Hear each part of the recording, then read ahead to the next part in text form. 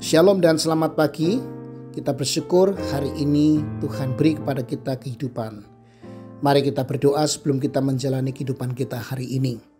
Tuhan, terima kasih untuk hari yang baru. Terima kasih untuk kekuatan kesehatan sehingga kami dapat menjalani kehidupan kami hari ini. Mohon pimpinan dan berkat Tuhan di dalam sepanjang perjalanan hidup kami hari ini dengan tuntunan firman-Mu. Kami hendak merenungkan firman Tuhan, berkatilah kami, berikan pengertian-pengertian dan kemampuan untuk kami menjalankan, menerapkannya dalam kehidupan kami. Dalam nama Tuhan Yesus kami berdoa. Amin.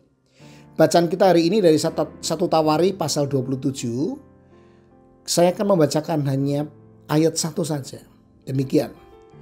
Adapun orang Israel, inilah daftar para kepala puak, para panglima pasukan 1000 dan pasukan 100 dan para pengatur yang melayani raja dalam segala hal mengenai rombongan orang-orang yang bertugas dan libur bulan demi bulan sepanjang tahun, setiap rombongan berjumlah 24.000 orang.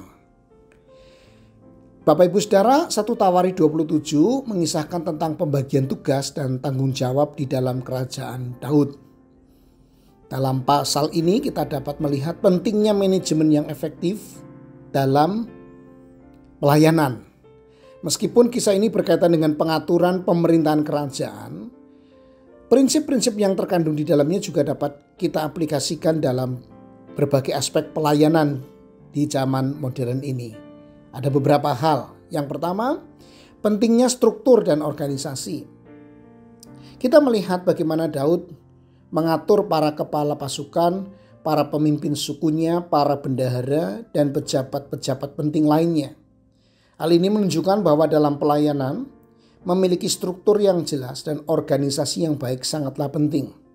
Struktur yang teratur membantu menghindari kebingungan, memaksimalkan efisiensi, dan memungkinkan setiap individu untuk tahu peran dan tanggung jawabnya. Yang kedua, pengenalan kemampuan individu, pengenalan kemampuan diri kita. Dalam pembagian tanggung jawab, Daud tidak hanya asal memilih orang-orang untuk posisi-posisi tertentu. Dia memperhatikan kemampuan, keahlian, dan pengalaman masing-masing individu. Ini mengajarkan kepada kita bahwa dalam pelayanan kita perlu mengakui dan menghargai bakat dan kemampuan unik setiap orang. Mengalokasikan tugas berdasarkan keahlian dapat meningkatkan kualitas pelayanan secara keseluruhan. Yang ketiga, transparansi dan pertanggungjawaban. Dalam pasal ini Daud juga mencatat pendapatan dan pengeluaran kerajaan dengan cermat. Ini menunjukkan pentingnya transparansi dan akuntabilitas dalam manajemen. Dalam pelayanan, memiliki transparansi dan penggunaan sumber daya dan dalam melaporkan progres bisa membantu membangun kepercayaan dengan para pengikut dan donor atau donatur.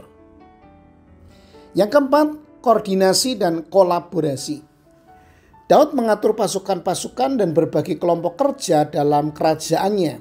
Ini menggambarkan bagaimana koordinasi yang baik dan kerjasama antara berbagai bagian dari pelayanan sangat penting, Bapak Ibu Saudara. Koordinasi yang baik membantu menghindari tumpang tindih tugas dan memastikan bahwa semua bagian pelayanan bekerja bersama menuju tujuan yang sama. Yang kelima, kepemimpinan yang bijaksana. Daud sebagai pemimpin memimpin dengan bijaksana. Ia menghargai masukan dari berbagai penasihat dan mempertimbangkan nasihat mereka sebelum membuat keputusan. Dalam pelayanan, kepemimpinan yang bijaksana melibatkan mendengarkan pandangan orang lain, mengambil keputusan yang tepat, dan selalu berusaha untuk mengarahkan pelayanan menuju pertumbuhan dan dampak positif. Mari kita bangun gereja kita dengan seluruh bentuk pelayanan kita yang terorganisir dengan baik, dengan tujuan untuk memuliakan Tuhan. Mari kita berdoa. Tuhan, terima kasih untuk firman-Mu hari ini yang menolong kami untuk melihat pelayanan di gereja yang perlu sekali diorganisir dengan sangat baik sesuai dengan talenta, kemampuan, dan dengan arif dan bijaksana menempatkan diri sesuai dengan bidang. Dan kami tidak boleh lupa untuk melakukan semuanya demi hormat dan kemuliaan Tuhan dalam seluruh ibadah dan pelayanan kami. Berkati jemaatmu hari ini, sepanjang hari ini yang akan menjalani kehidupan sebagai pelayanannya di rumah, di tempat kerja, di gereja. Dengar doa kami Tuhan, di dalam nama Tuhan Yesus Kristus kami berdoa. Haleluya.